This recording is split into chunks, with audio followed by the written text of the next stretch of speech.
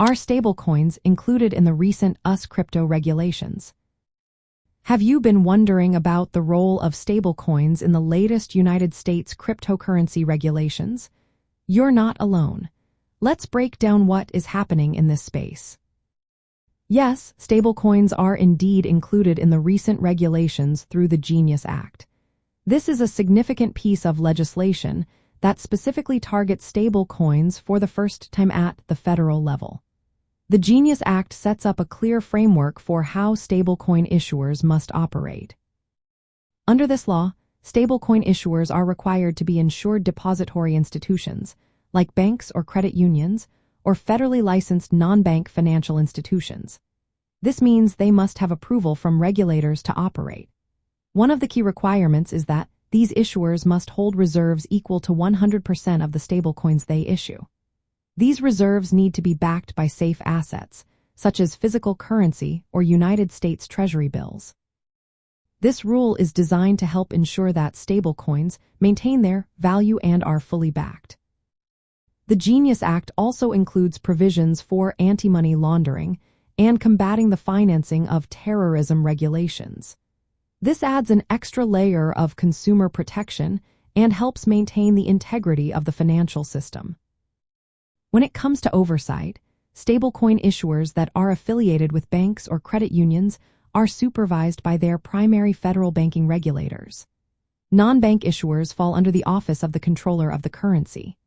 There is also a provision for state-level regulation for smaller issuers, specifically those with market capitalizations under $10 billion. However, these state regulations must align closely with the federal framework. Larger issuers are required to transition to federal oversight. Now, how does this affect centralized and decentralized exchanges? Centralized exchanges are more directly impacted because they often list stablecoins issued by regulated entities. This means they need to ensure compliance with the new rules when listing stablecoins. On the other hand, decentralized exchanges operate without a central authority and facilitate peer-to-peer trading. They may list stablecoins as tokens on blockchain networks. However, the regulations primarily target the issuers of stablecoins rather than the exchanges themselves. That said, the clarity provided by the Genius Act could influence decentralized exchanges indirectly. The stablecoins they list are now subject to stricter requirements, which could affect liquidity and user trust.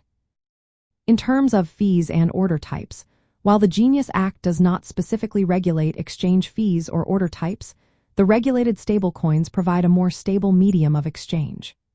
This stability can lower risks for traders using stablecoins on both centralized and decentralized exchanges. It may also impact trading volumes, fee revenues, and the design of order types that depend on stablecoin liquidity. In summary, stablecoins are included in the recent United States crypto regulations through the Genius Act. This law imposes licensing, reserve, and anti-money laundering requirements on issuers. The regulatory clarity affects how centralized exchanges handle stablecoins and indirectly influences decentralized exchanges by shaping the stablecoin ecosystem they interact with.